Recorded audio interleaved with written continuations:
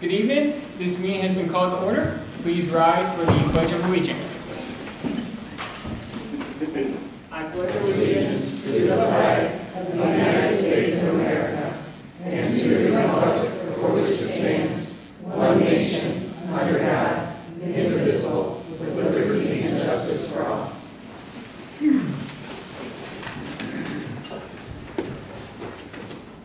Roll call. President Fiani, here. Vice President Trombley, here. Treasurer Conwick, here. Secretary Minor, here. Mr. View, here. Mr. Cross, here. Mr. Anderson, here. Is there a motion to approve this evening's agenda? So moved. Support. Moved by Mrs. Minor, supported by Mr. Conley. Any discussion? All those in favor, please say aye. Aye. All those opposed? Motion carries 7-0. School improvement presentations. Dr. Suri. Thank you. I guess we didn't decide who would go first this evening. So do I have any volunteers? I have folks from the Bridge and Hilton. Let's have Hilton go first. Thanks for the prompting. All right. So from Hilton tonight we have our data coach Corey Shaw and the principal Peg Moyer. They're here just to give you a brief overview of their school improvement plan for the year. And I don't know if you know this or not, but Hilton's on their third year of being a reward school. So you want to steal a thunder, but no, that's okay. Good evening. This is Corey Shaw. As Laura said, this is our data coach at Hilton Elementary, and I'm Peg Moyer, principal. And we're just going to give you a short overview tonight of our path of school improvement, of the way we've gone the last 3 years with some trends and our direction where we're going. This is our Hilton mission statement. The Hilton community prepares students to live and learn in an ever-changing and diverse world as responsible citizens. This is our foundation that tells us where we need to be going at all times, to the purpose of why we're going in the direction that we're going. We are the last of the elementary schools presenting, so I know that you have seen these same things before and the same goals. We are all on the same goals. We are going together as a district, which is different than what we used to do. It used to be individual buildings, and some had different goals than each other, but now that we're on a district path, so all students will improve, or we will see growth in the areas of reading, writing, math, and science. And other than our curriculum, those supports that really help us to get to that improvement or growth. We've seen changes over the past few years in our best practice teaching models in our classroom with very intentional professional development that is directed at best practice strategies at all times. We have an RTI model with highly trained facilitators and educational assistants.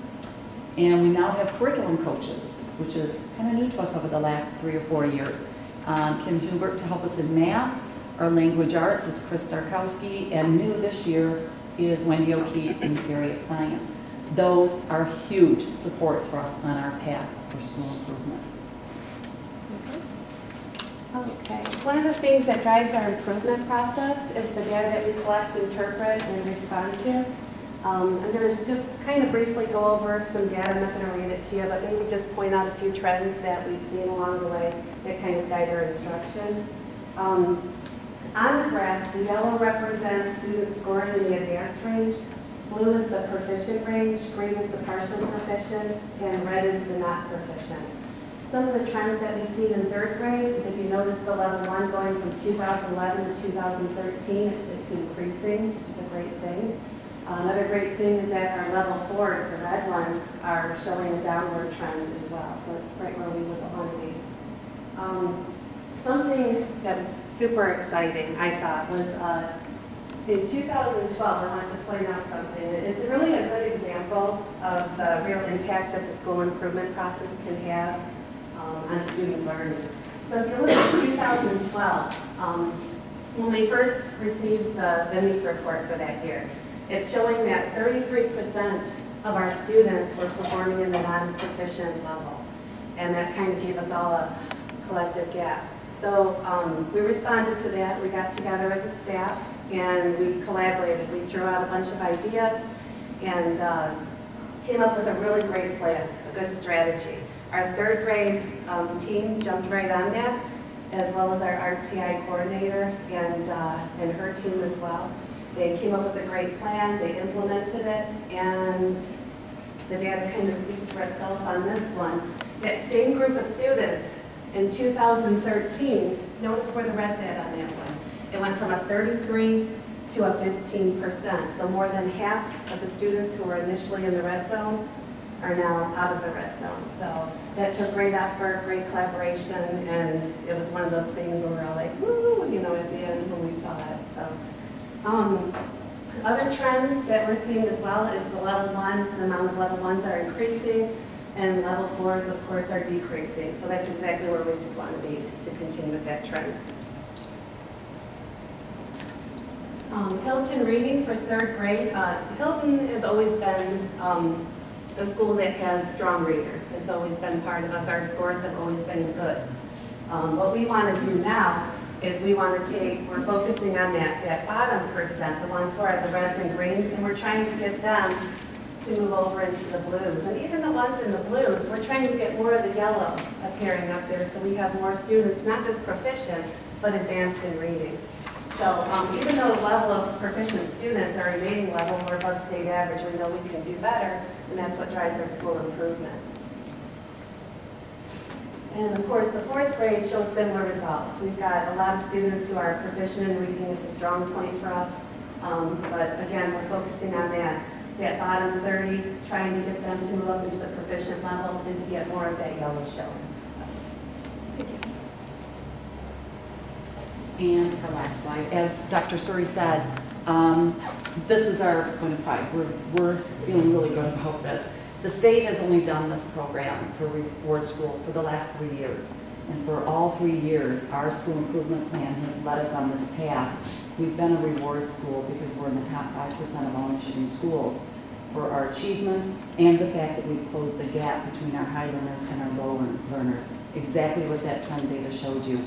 Our ones are going up and our fours are going down, and that's exactly what they want to see us do. So our model is working. We're excited about it. Yes, we can go further, but yeah, we're pretty proud of being a reward school. So, just to follow up with that, just how significant your statement is, there are schools that are in the top achievement of the state, even the top 5% achievement in the state. They're actually focused schools because their gap is wide. Mm-hmm. And so you guys, it's really hard to be at the top of achievement and to have a narrow gap where you bring up that bottom. And so you've done that very well, and for 3 years you've sustained that. It's good. Thank you. Thank you.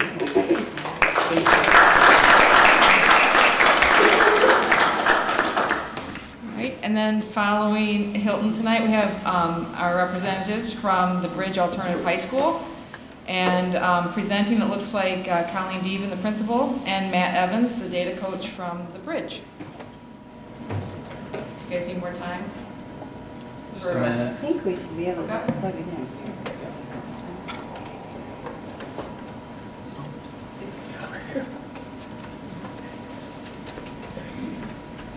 Did you guys have any questions for Hilton, by the way? I didn't know This will be I got it off as well.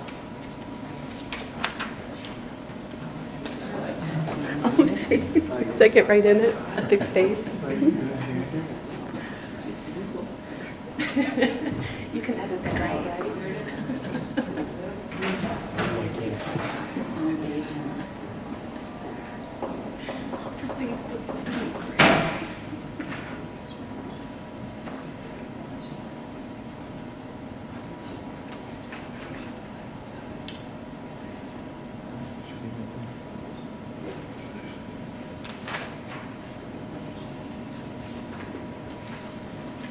Good evening. As Dr. Suri said, I'm Colleen Deven with the Bridge. I'm the principal, and this is Matt Evans, who's our data coach.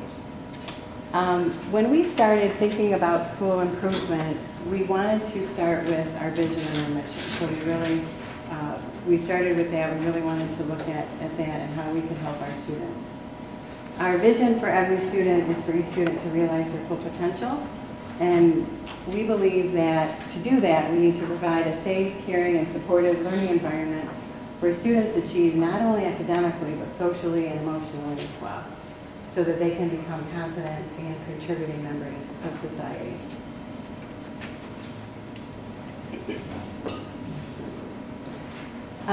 All of our students come to us at the Bridge with academic struggles. So our focus is for each student to improve their writing skills and their comprehension skills when it comes to mathematics, science, social studies, and reading. We also plan to continue our Monday through Friday program with Enrichment Fridays, Monday through Thursday program with Enrichment Fridays, and we would like to see the achievement gap closed in the economically disadvantaged subgroup. It's our philosophy at the Bridge that in order for students to achieve, they must feel safe and comfortable. So we have several behavioral and social interventions implemented. 3 years ago, we started our Student Assistance Program, which is designed to build trust among staff and students. We run student groups with Barb Williams. We have run grief and loss groups, substance abuse groups, and also anger management, as well as an insight group. And the insight group is wonderful because every student can take advantage of that. It focuses on self-esteem. Last year, we started our Positive Behavior Intervention Supports, or PBIS.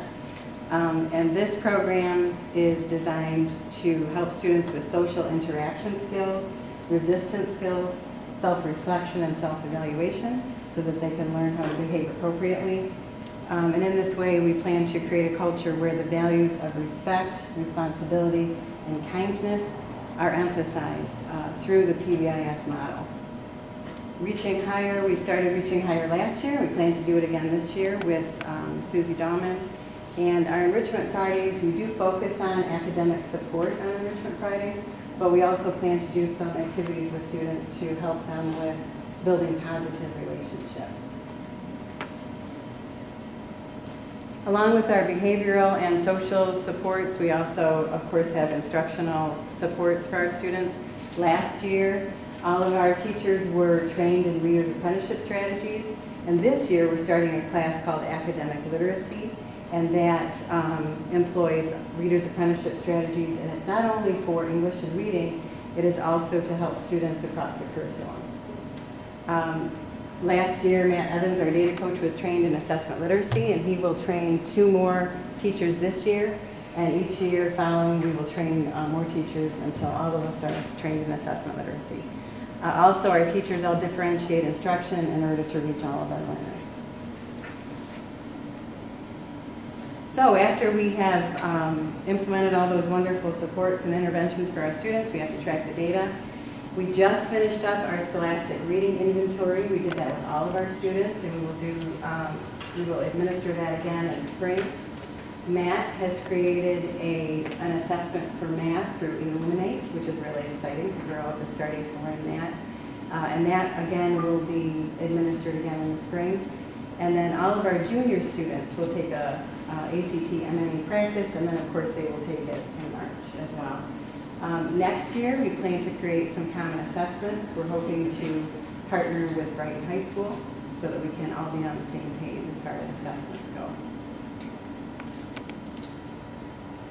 So in doing all of that, we believe that we will be able to provide that safe, caring, and supportive environment where students will achieve social, emotional, and academic success to become confident and contributing members of society, and of course, realizing their full potential.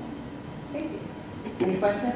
Thank you. Any questions? Mrs. Meyer? Yeah, just a quick one. Could you go over that academic literacy class again? I didn't quite understand. The academic literacy class is a class that employs all of the Reader's Apprenticeship Strategies. So it's a class designed to help students with comprehension across the board. So they'll learn strategies to help them not only with reading, writing, and English, but also in social studies, science, and math as well. Okay. And actually, Carly Evans is teaching that class for us this year. Thank you. Question, I know many of the students that you work with probably have atypical learning requirements. Yes.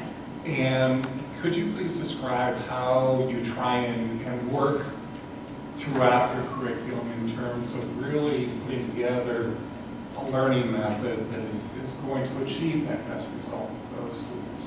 Several years ago, when the bridge, I believe it was 2010 when we started, all of our teachers were trained in differentiated instruction.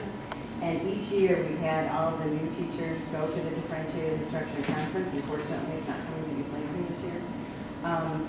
We have found that that is probably the most successful way to reach each student is through differentiated instruction. And it can be a challenge, especially if you have a large class.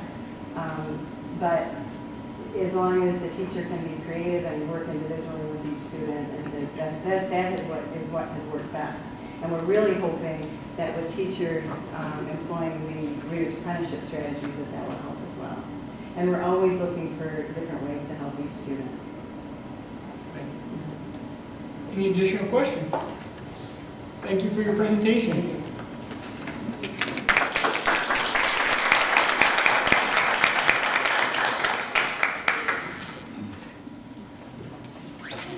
At this time, the first call of the public is open. If anybody wishes to speak, please step up to the microphone. You will have 3 minutes. It appears that nobody wishes to speak, so the first call of the public is closed. Board reports. Are there any board reports this evening? No board reports?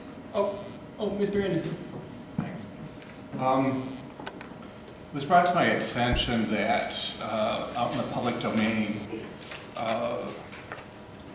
I had someone claim that I was responsible for taking the school district from a $4.5 million fund balance to an $8 million deficit.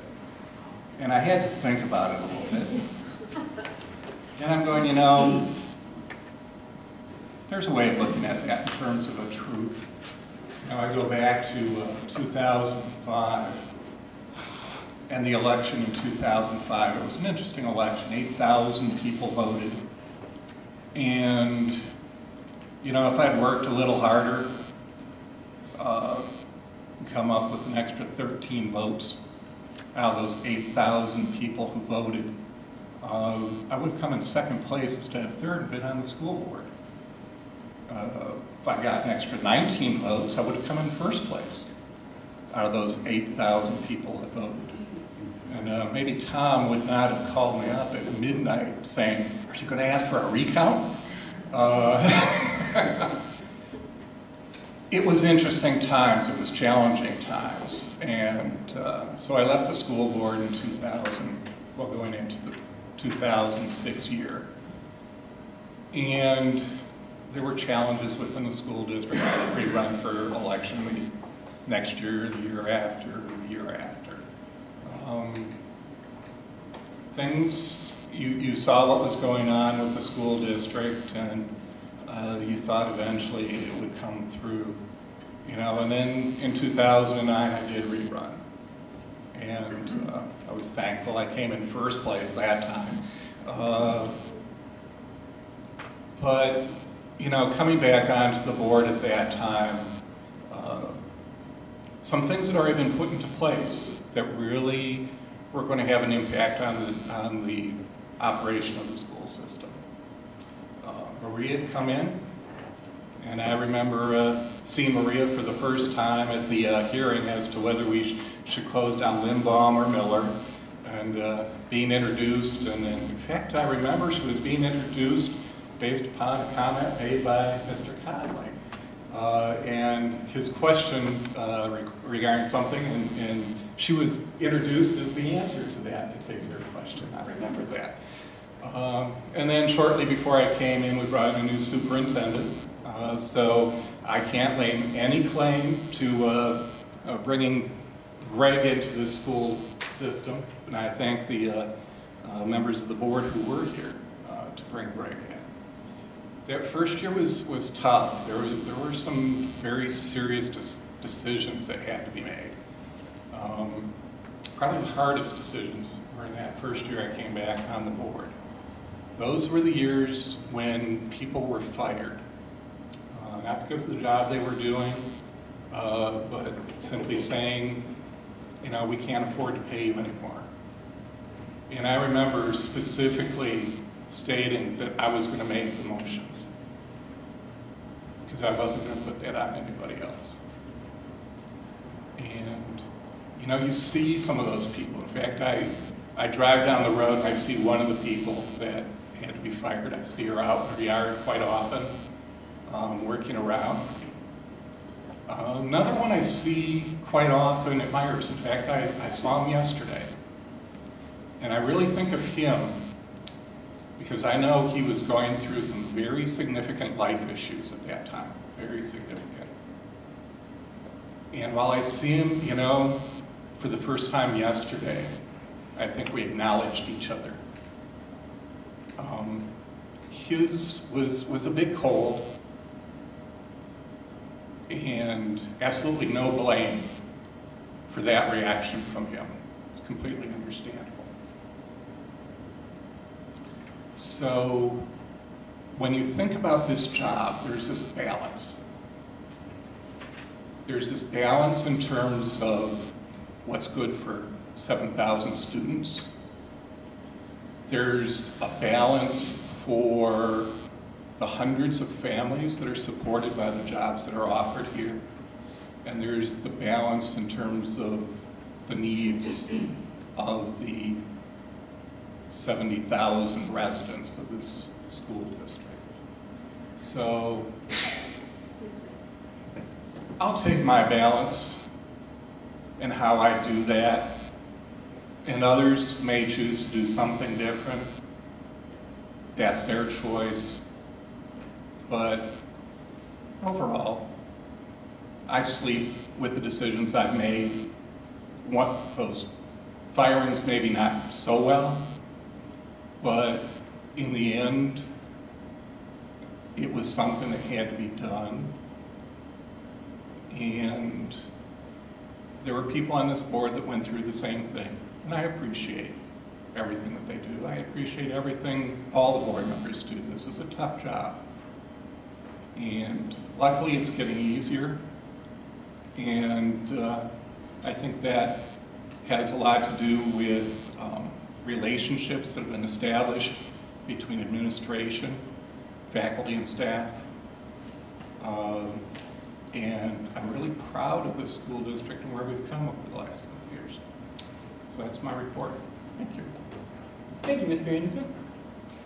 I do have an inquiry. Do you think, though, those firings wouldn't have been necessary if you didn't vote to approve such substantial pay increases throughout your tenure on the board? I voted for a couple and I voted against a couple. Seems like it was a couple, though, that sunk this district into an $8.5 million deficit. No. Well, it's hard to argue with the numbers. Well, it's really easy because those contracts weren't part of that time period. Well, according to the statistics, you were on the board right when the district hit peak fund equity of $4.5 million, and then it declined, and you were on the board, and then you had left the board and continued to decline. You came back on the board, and then it hit an all-time low of $8.5 million. So I was on the board when it hit its peak, and I came back to the board when it hit its low. Yes, you're right. Thank you. I am right. You were on the board, it peaked. You were on the board, and that's when it started to dwindle, which tells me that you and Joyce Powers and Mr. Carney and Ms. Vingross made some serious judgmental errors in your financial forecastings. Not to mention the significant deficit that we have only recently dug ourselves out of. Now, I've only been on the board for 2 years now. Mr. Trombley's only been here for 3. Mr. Conley, I think you're going your 4th year. So it's interesting that as soon as there's a shift in board seats, all of a sudden the administration is working much better with the board. The board has managed to make more difficult but necessary cuts. We've secured 5-year contracts with the teachers union, 5-year contracts with the support staff, 3-year contracts with the administration. I would go back and say, you're right. We have brought in an administrative team that has put us into very sound positions. I would say that the programs that they have developed, which took several years to materialize and gain the necessary ground, happened the decisions that have been made in the last couple of years have been pretty minor compared to the decisions that this board had to make, say, 4 and 5 years ago, when we had to make some really serious decisions. And in terms of contracts, you know, you go back and yes, if I remember right, I voted yes on 2 contracts and I voted no on 2 contracts over the time that I was on the board.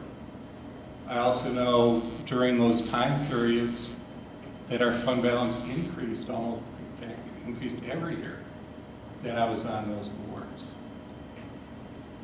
It didn't increase by much. We were trying to put in a couple $100,000 a year at the end of each year. Those were challenges.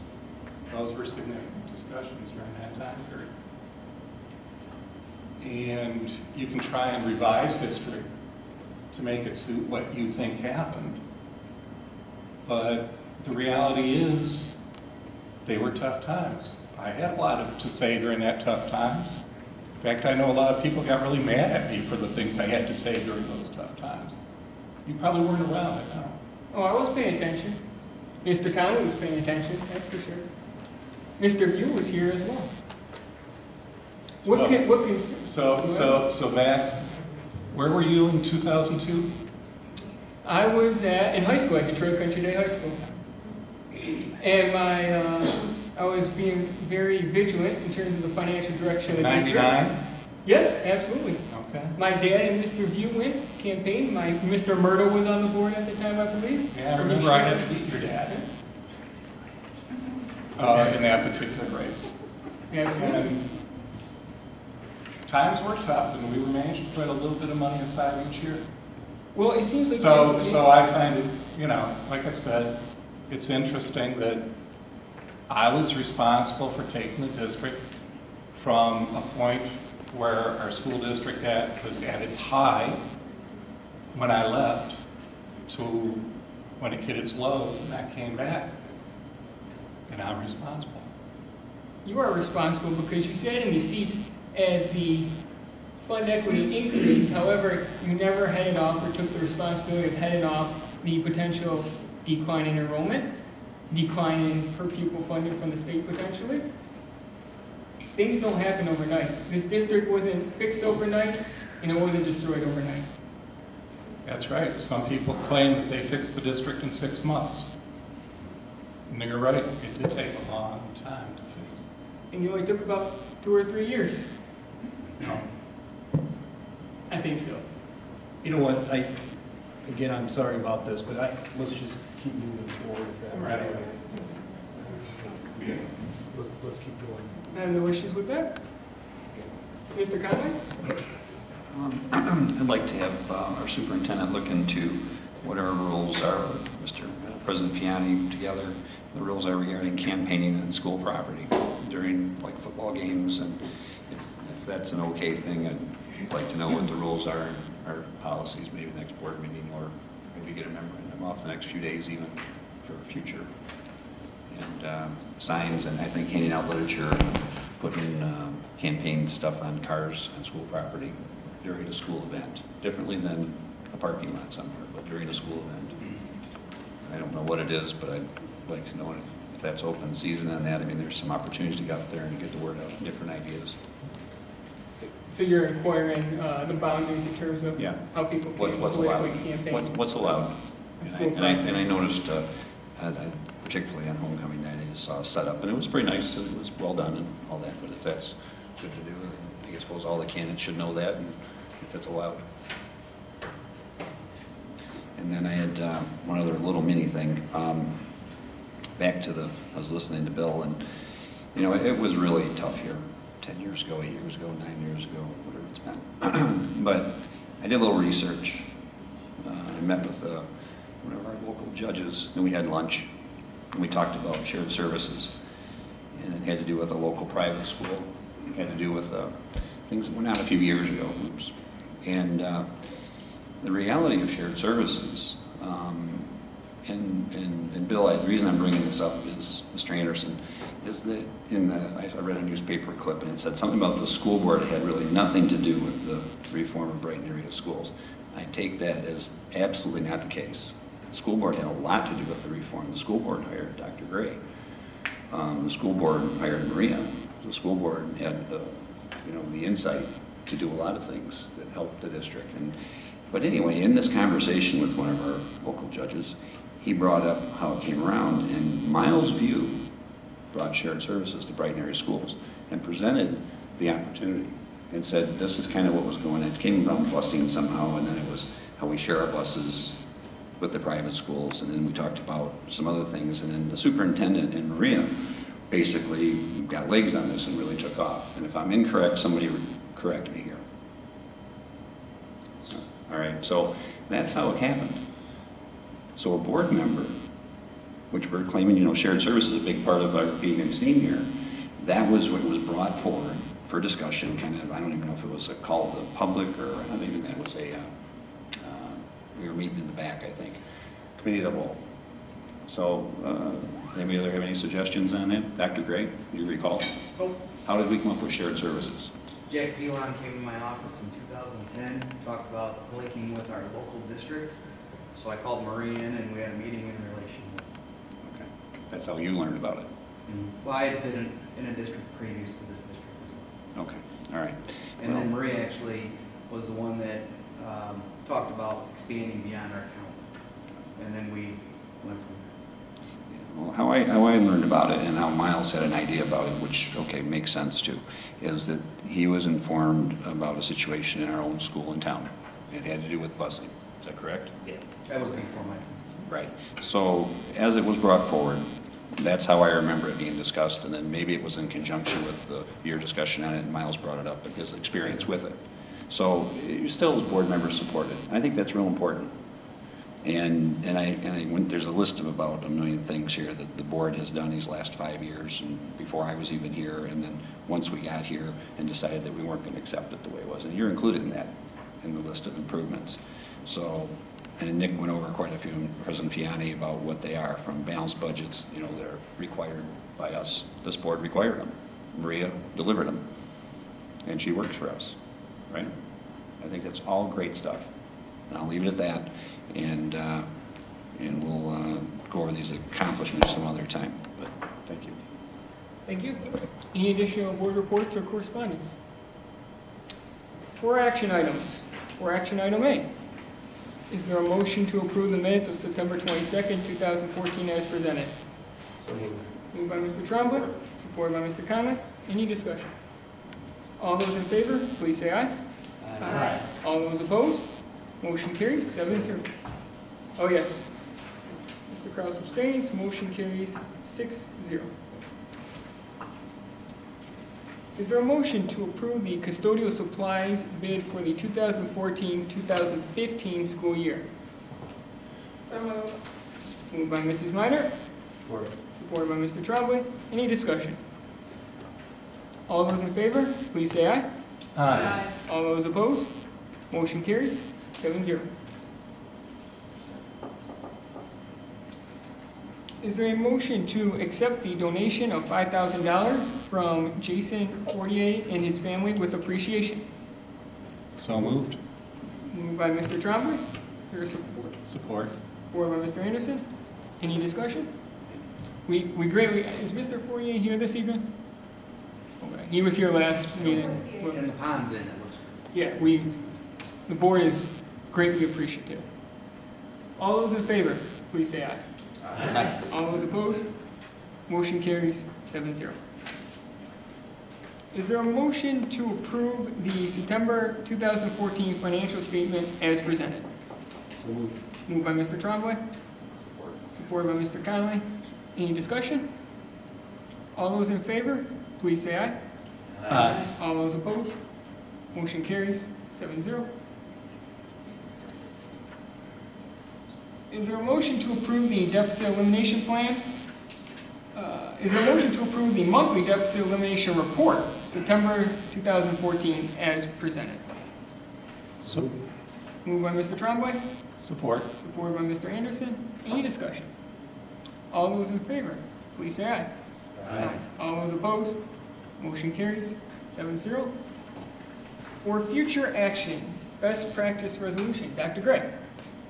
Kick it to Dr. Gistinger. Dr. Gistinger. Good evening, board. You have in your packet the best practice resolution for the 14-15 school year. We approve this resolution about this time every year. It results in a $50 per pupil revenue for us, and this year we have to choose to do at least 7 of the 9 best practices, and they change every year, and I'm happy to report that we are doing 9 of the 9 best practices. Thank you, Dr. Gistinger. And I assume you will also address the for future action item summer tax resolution? Yes. Every year by December 31st, the board has to pass a resolution for 100% summer tax collection, and this is the resolution in your packet this evening. Thank you. And for information, Dr. Suri, Curriculum and Instruction. Thank you. I just want to take an opportunity to thank both schools that presented this evening. I don't know if everybody's still here. I see the bridge staff here, but really do appreciate you taking the time to present to us, as well as the intentionality that you bring every day to your work. So many talk about best practices, the things that are happening. Peg's still here as well. In your buildings, that is based on research. We put a lot of money, a lot of grant money behind what's happening in those buildings. But I can't go implement it. So I have to depend on the people who are being trained and leading in those buildings to implement, and they're just doing an outstanding job. I appreciate that. Did want to update the board. I spent the day with Washtenaw County and Livingston County science teachers and curriculum directors. We have a county science work group that meets monthly as we move towards new state science standards. And there's talk that might be voted on by the legislature in December. The spring test will still be a test over the content expectations or the state science current GLICs and high school content expectations. Also, as a point of update, there's a new survey out on each of the schools' websites for curriculum and strategic planning. It's kind of to see how parents and students, their level of satisfaction with our current offerings at every building, every level, and also their thoughts on ideas for the future. And the board will be using those results from that as some of the strategic planning that will probably happen around the new turn of the new year. And we always use that information for our school improvement planning as well. The last thing I wanted to share is, you might have seen in the Friday letter that we've launched a new student data management system called Illuminate. It will, where it replaces Data Director that our district was paying for through kind of a consortium with the county for a number of years, about 5-6 years. And we just broke away. We're the only district in the county to do Illuminate. And we're really thrilled with it so far. I mean, we had a good training, and we've got lots of people logging in, jumping in, so you're going to hear more about that. But I think we're going to find that it's going to be very user-friendly, help us move forward with making decisions based on sound data. That's all I have tonight. Thank you, Dr. Suri. Mr. Conlon. Dr. Suri, we spoke a couple of weeks back. I had spoken to the Lieutenant Governor about potentially these 80,000 jobs in Michigan that go unfilled. Is there a point that we'll have the knowledge of where those jobs are in Michigan? I did follow up with, got a hold of his assistant, and she said it was a website that myjobs.org or something like that, and so there's 80,000 jobs on that, but so she was very vague. She said there's jobs in all fields, but I can follow up in other department avenues to see if I can come up with the areas. Well, back to having that mission or vision. I can jump in on that too. Typically, we can also look at the CTE funded, added cost funded programming, because they typically rank those in order of necessity. So I would say 12 years ago, building trades was a big one. Welding has worked its way through there. Health Ops, obviously, that's why we've invested in that program, autos, and on and on. So I think the better list to look at in Michigan is probably that added cost funding one, which we can get through LESA. And then we can continue to move our program in that direction. Because they typically fund they only have enough money to fund about the first 3 or 4 typically in added cost funding. And it's typically, they're putting the dollars there because that's the biggest need they see out in the region. I support that, inquiring on that. My concern, though, my concern is if we look at what we only do in our county, but not what we're looking at statewide and keeping our students, you know, within the state. And I'm not saying LESA could ever do anything wrong, but I would, you know, want to see what we... That is statewide. I know. Added cost funding statewide. I know, but if, let's say it's in 4 years that they believe, but if we look at ourselves as a board in this community and think that we'd want to pump something up, that's just an idea. Address the local needs. Address the needs, and that's, you know, under our board authority, that's something that we're supposed to look at. And I think that I'm, you know, like to see as best, just as long as we're putting our best foot forward, which I believe today, right today, I can't say we do more today than I'm doing, but. I agree that that's an important data point, that through the Chamber of Commerce, there's other avenues. The surveys we're putting out to see what parents, and I think for the high school one, it could be a graduate to or a parent of a high school graduate. So I think those are 2 important data points to bring together, but we can check with the Chamber of Commerce here in town as well. Ms. Weiner? We just received an email, I think it was late this afternoon, from a person at LESA about a meeting for the Livingston Association of School Boards next Wednesday evening. Dinner at 6:30, meeting at 7, that addresses this subject area about jobs. I don't remember who thank you. Workforce Intelligence Network, WIN of Southeast Michigan, works with employers, job seekers, and talent partners, secondary schools, and higher education among them in the region to promote job growth in the greater area Ann Arbor market. The Region 9 Prosperity Region. Region 9 includes Livingston, Washtenaw, Monroe, Jackson, Hillsdale, and Lenawee counties. Among other efforts, they provide current actionable labor market data designed to help make critical talent decisions. The CEO of this is going to be there next Wednesday at LASA, and I said the dinner was 6:30 and the program's at 7 o'clock. Any additional comments or questions regarding curriculum and instruction? Dr. Gistinger, Finance. Yes, you have in your packet the bills of this past week, and then just one small report. The auditors will be coming next month to present the audit report. They're very pleased with our progress, so I wanted you to know that. Thank you, Dr. Gistinger. Mr. Conner. I have one question. We looked at our adopted report. It's showing an ending fund balance of 1.5 million. Is that correct? Coming up in for 15? Well, remember, we don't make any changes to the budget until the board actually makes a budgetary amendment. But that's the forecast. That's right. Okay. Exactly. Yeah, that was the forecast. It will be updated as we get. Once we amend the budget, you'll see different numbers, but it's not going to be much different than that. A couple $100,000 maybe. Are we going? Probably less, but. Well, that's some kind of celebration. We're going to like have pop or something and cookies and. No, we probably won't celebrate, since that's where the district should have been for the past decade and where we should be now. So. Well, I just like I said, it's sure nice to see. So. Yep. It'll be exciting, and once we hit 20% fund equity, that's when we start celebrating. Talking my language. So, looking forward to it. All right, thank you. Superintendent's report, Dr. Gray. We were supposed to have Doug LaFleur here tonight from IDEX. It's a system, like an online system that allows you to track with comparable districts, financials, and lots of other things. The reason I was going to have him present tonight is we were looking at it individually. Now LESA is looking at it on a county level, because we've asked that they look at it in terms of the benefit for all of us and maybe drive that price down. So instead of having them come here and report, there'd really be no point tonight, so I canceled that. Other than that, in human resources, we're just keeping on. So things are going well. Had a good start to the year, and we'll keep pushing.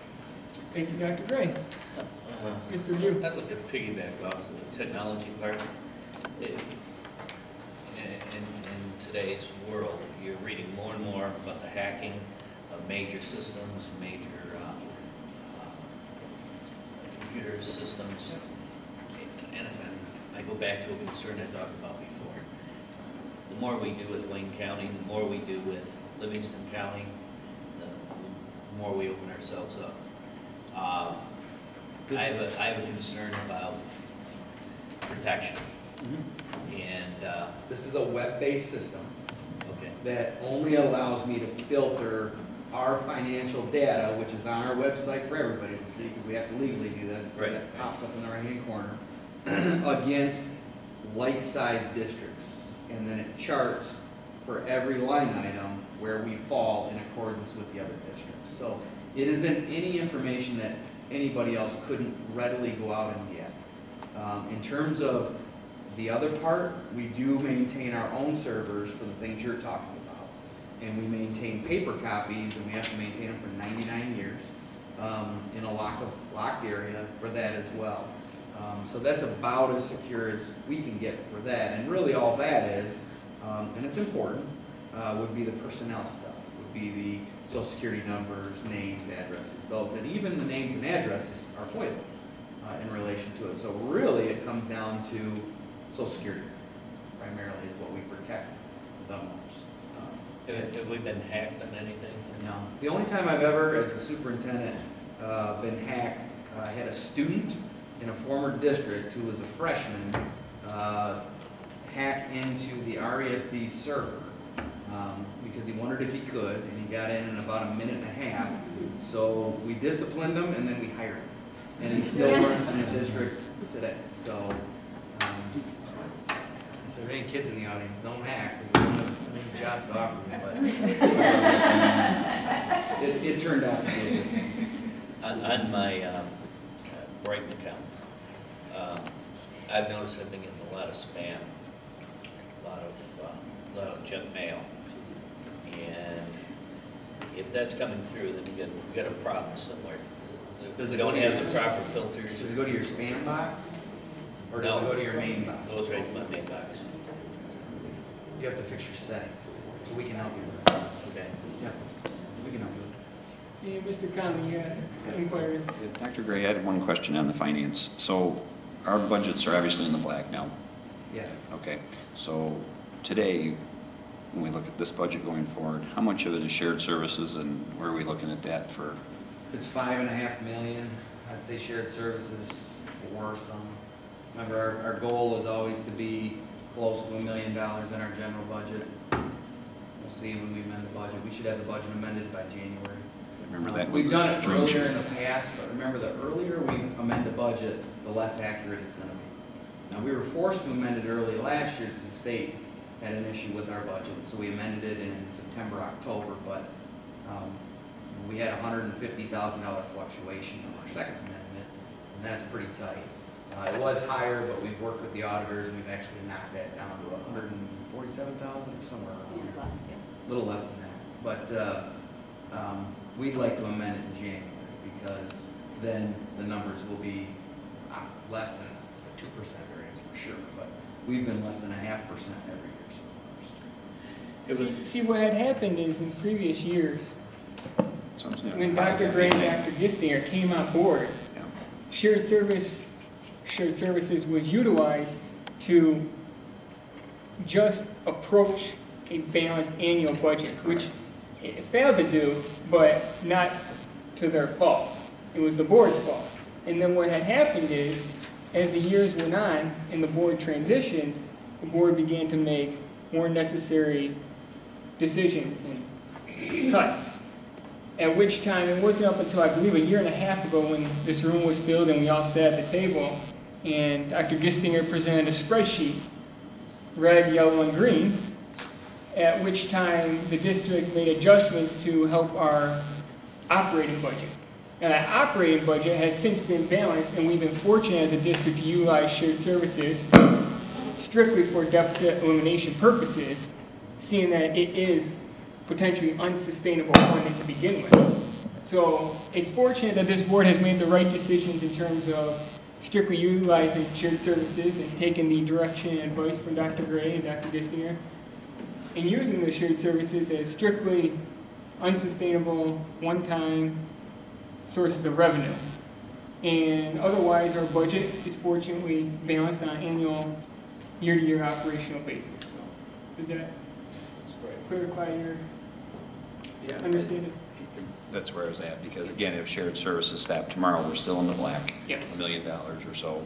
don't think it's quite that high, but it's between the 5 and 500,000. All right, because again, goes back to creating our accounts, which I know we've discussed over the years here, the line items that Miles wants to do, and we're working We've been constantly placing those back. Right. Even in the existing funds. It has to be done. We're spending $400,000 on curriculum most years. We're spending a lot more money in terms of maintenance. We also have Busing, we bought another 5 buses this year, so our fleet is completely restored. All of those things, a lot of those things, because they'll jump on me if I say all of them, but a lot of those things that we had sacrificed in the past are restored. I hear the hard work that our schools are doing, like tonight we had a presentation. We need to make sure that those funds are available for them to continue, and that these are freed up as quickly as possible. Yeah. And so that's where I'm at. And I think that's happening. And, We're on that road. and we do have that extensive short-term and long-term plans that we've been, I know certainly Mr. Traum and myself have been working with Dr. Gray extensively in making sure the district adheres to them, continues on the path. So we do acquire a 20% fund equity within the near future, and certainly won't have to borrow at the beginning of our fiscal years. Mr. View. Question, the growth on not shared services, but schools of choice. What was our growth so far? My first year when I got here, we were about 405. The second year we went to 458. After that we were in the mid 500s. Last year we were 621, and this year we're 677. So roughly 50. I would say about 50. And what about resident students? Resident students, I think we've kind of capped out. I think the challenge for us is going to be the next 5 years. So for the next 5 years, if you go down to 8th grade is above the 500 class. And then after 8th grade, from 7th grade all the way down to kindergarten, you're looking about 430 on an average, 425 to 430. If you roll that out 13 years, you're looking at a district of about 5,500 in terms of students. The good part is we are losing them at the high school level so we can adjust instead of losing them throughout the system. The most difficult year we had here was shortly after the closure of Miller. 9-10, we lost 403 students in 1 year. And in the next year, we were cut $470 by the state. Now, a portion of that $470 was unsustainable stimulus money, which we didn't put into. Yeah, wasn't it federal? It was federal stimulus money, but we didn't put the stimulus money into anything sustainable. So we didn't suffer, I think it was 170 of the like a lot of other districts. So it would be accurate to say we lost, or that the state cut. Yeah, that the state cut 470. Because some of it was right, because some of it was federal. I would say the district felt a reduction in the per pupil funding of $470. Now, we had talked, and we said we can't count the 170 of stimulus dollars anyways. We talked at the board table on that too. So we didn't put in anything sustainable, and we were bleeding badly at that time anyway. So, you know, a couple of those things really hurt out of the gate, and we were headed $15 million into deficit in that first year until we made the major correction and then closed another. So we were about 30. We would have been 30% in deficit, a little over 35% in deficit in 9-10, but we took 7.5 or so million off. That got us down to the 8. And then we hovered at 8 because we made a ton of cuts the next year, and then we had the 470 reduction. And then we started saying, you know, instead of cutting every year, we should probably look at some revenue generation, right size and those things. And that's what it kind of purposed. I want to go back to the residents, students as a whole. So we're pretty much flat, is what you're saying. Yes. But prior to that, we were losing. Yes. So since 2002, primarily, this district had lost almost 200 kids a year. So in a 10-year period, it lost about 1,000 kids. Because if you look back to 2002-03, there were 7,200 kids in this district. 9-10, after the closure of Miller and all the difficult stuff, we were in the 5,000 range. Okay, And that really hurt as well, because, I'm not saying this in a negative way, but Miller was really a cash cow, because you had 600 kids there, full funding, with 2 shifts. I mean, it was a $3.2 million cash cow beyond cost. But it is what it is, and we move forward from there. So resident kids, I would say if the district wants to stay at 6,000 kids, which is a pretty good mark for us, because it's about 500 kids at every elementary, it's about 1,000 kids at Maltby, it's about 1,000 kids at Scranton, and it's about 2,000 kids at the high school. It's a very balanced district, and we're very close. If you remember, 5 years ago when we closed Lindbaum and redistricted, we had a gap. So Spencer was lower, a couple of the other elementaries were higher, because we didn't penalize kids that were in the buildings previously and move them around, because we couldn't lose any more enrollment because we were struggling anyway. So we kept them there, and we said over time it will balance. Spencer's getting close to 500, the other ones are just over 500, so the redistricting worked out exactly how we had planned on it. Okay. Now Maltby is about 900, Scranton's about 1,000, the high school's 2,100. That's how you make up the difference. What we'll have to do from this day forward, if we're graduating classes of 520 and we're bringing in classes of 430, we'll have to backfill throughout the system with school of choice in order to fill the 100, or make reductions of personnel in accordance throughout the district to match that. That's what we'll have to do to balance this district. This district 10 years from now could be 5,500, or if we take our school of choice to 1,000 kids, 1,050, you could also keep it at 6,000. I think though, if you get to 1,200, you're getting to that 20% range in terms of school of choice, and you start to lose a little bit of identity. I've seen it in other districts. And you get some animosity when you go for another bond someday, because you got a 20% of your population not paying for the brick and mortar, because school of choice parents pay nothing for brick and mortar in school. I think that's the balancing act that we have to do, I'd say at least for the next 5 years. We really have to decide. I would probably suggest heading into next year a limited school of choice, which sounds crazy, but it allows me to take lists and then backfill in strategic areas so that we don't take on a whole bunch in one grade where we might not be able to fit it, and then have a real issue with staff. That would be my suggestion. Now with the housing, housing is taking off again. Yes. Have you heard whether it's families or if it's older people? Some families, some newly retired people. Even the families though are coming with 1 or 2 kids, not 4 to 6 kids. So, and remember when we did our bond, we had to run our numbers out 30 years, and out 30 years put it as about between a 5,000 and 6,000 student district, because birth rates, and it's not going to go above that. It's not. I think, like I said, if we can manage this district between 5,500 and 6,000 kids solid for the next 5 years, long-term success is pretty easy, as long as we don't make other choices that cause us pain. Thank you, Dr. Gray. This evening we are fortunate to have Casey here as the student representative on behalf of the Bridge. Would you like to introduce yourself and give us an update on what's happening at the Bridge? I'm a junior at the Bridge. I'm Cassandra. You're welcome to Cassie. Thank you for having me, by the way. And our open house was September 18th, and 20% of our families were represented. Our conferences are this Thursday from 5:30 until 8 o'clock p.m. We invite all of you to come and meet our teachers and staff. Our first Mayo Stars event is this Friday at Okemos. Mayo Stars is a leadership program for alternative schools.